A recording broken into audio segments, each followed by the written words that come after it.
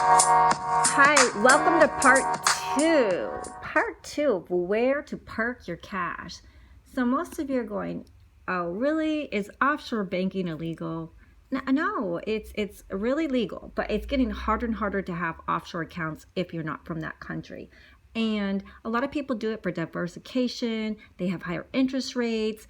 Also, one is if you want to diversify and hold foreign currencies, that's a really great one. So that's one that we recommend. But let's continue. This is part two. I hope you're enjoying the show. And remember, there's 3 links to get 3 stocks. Use our link. It's good karma since we told you about it. You'll get 1 stock at Robinhood just for signing up, which is a beginner favorite. It's so amazing. Everyone loves Robinhood. And then there's Public. I love Public because it's on your phone and you get to follow people and see what they're buying, and it's super easy like Robinhood, and it gives you a free stock that you pick. You get to pick the stock, which I absolutely love. So let's continue. Part 2, offshore bank accounts. Cayman Islands. If you go on a vacation, we always see those on the reality shows like the Housewives of Beverly Hills, Atlanta, always go on those beautiful island resorts. So Cayman Islands. It's considered, if you know Mitt Romney, that is, he's known to have some finances there, quote unquote, according to the papers. So it is a territory of the United Kingdom, and they offered a number of tax-free incentives and little financial regulations and oversight. So a lot of investors like the Cayman Islands.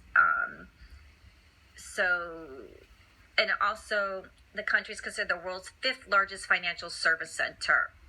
So, you know, if you're a bank stock person and you like the tech stock sector, do look at the Cayman Islands. It also hosts 10,000 mutual funds. Luxembourg has more, and they have 200 banks and 90,000 companies and 140 trusts. It's the world's top home for hedge funds and captive health insurance companies. So if these hedge funds, which have billions of dollars in them, and if they're in the Cayman Islands, maybe your money should be in the Cayman Islands too. Do check out that. Lebanon.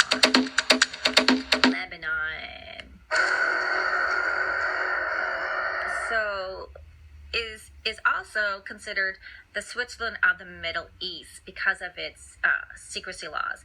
And banking privacy is an absolute, and it's guaranteed by law there. And wow, violations could be subject to criminal prosecution. So it's also a tax haven, which people, you know, we love tax havens.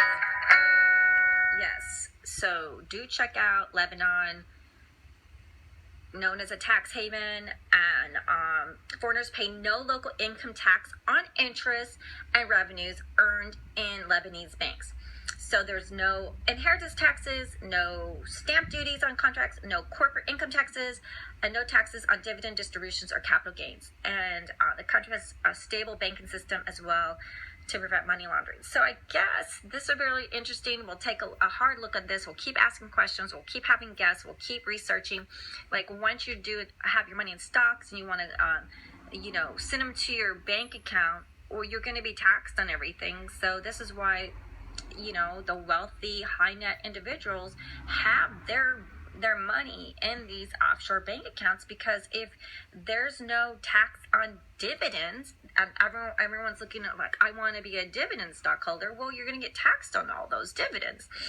And if you're going to get some money from inheritance, and it's just, the less tax you pay, the better. And so that's always a good option to find out where you can earn money and be taxed less, how to make a business so you're taxed less, and where to put your money in a bank account where you're taxed less is always the goal, because that's money that just goes out of your pocket, and then you got to go back to work. And being a working person is hard. Being a rich person is easy.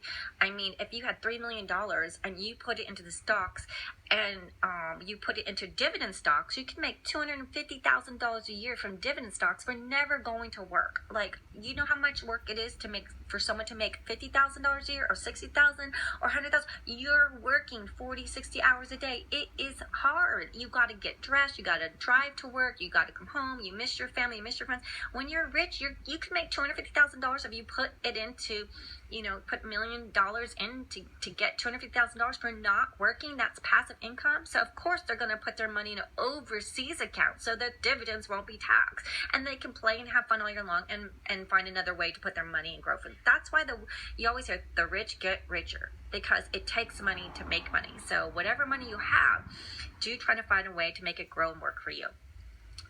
Okay, so Luxembourg.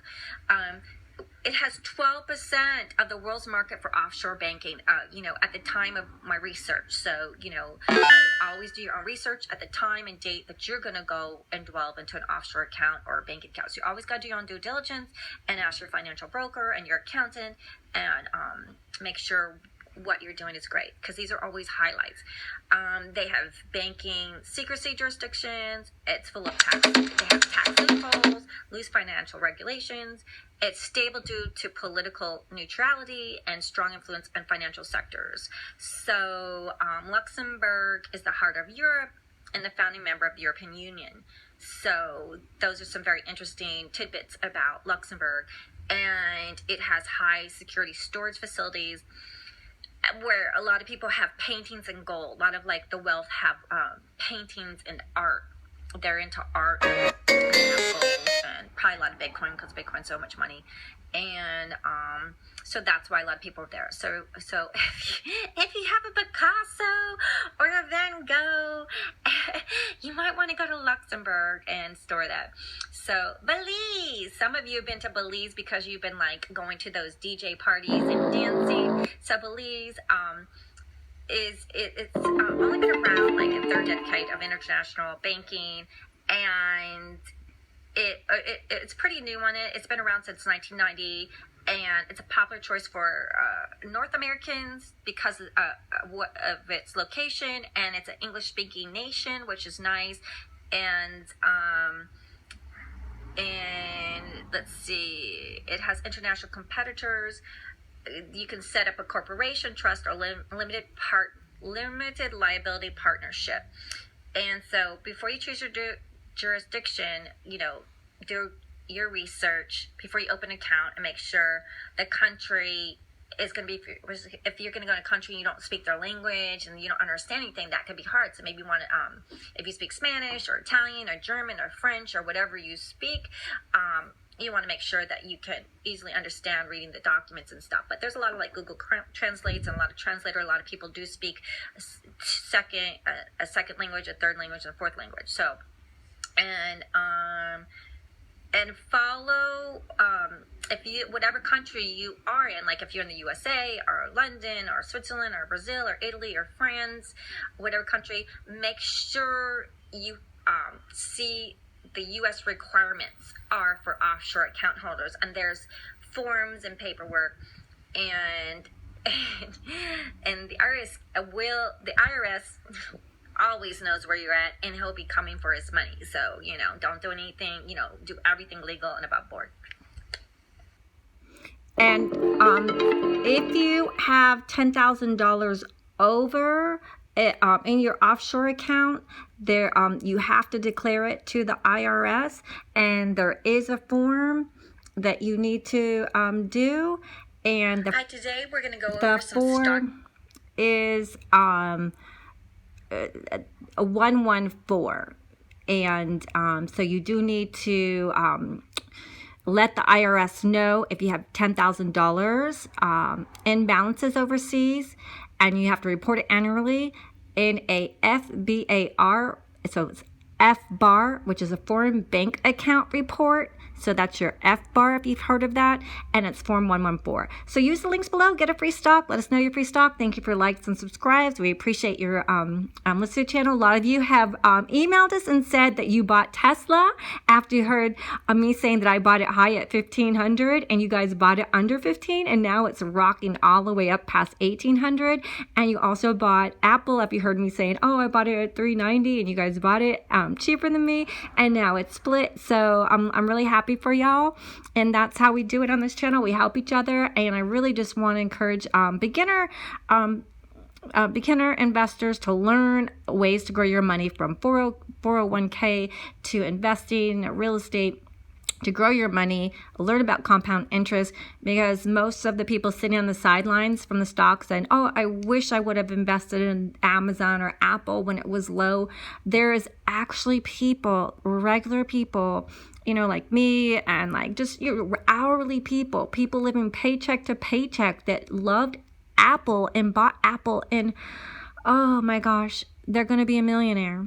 They just love the company so much and bought it when I was just a consumer back then, but he was an investor and a consumer, and he just fell in love with Apple, and he just wrote and said, he can't even believe it. He's going to be a millionaire, and he's just a regular not to say that he's just a regular, a working person is quote unquote what I'm saying. You weren't born with a gold spoon or silver spoon or a trust fund. You just, had to go to work for a living. So congratulations. I want to hear more success stories like that. Thank you for listening to the podcast. Have a great day, and please give it 5 stars and let us know what stock you got using our links below. I'm so happy for you to get those free stocks, and you don't have to buy anything. They'll just give it to you for signing up, and that's Robinhood link. Use the links below, and have a really great day. Bye.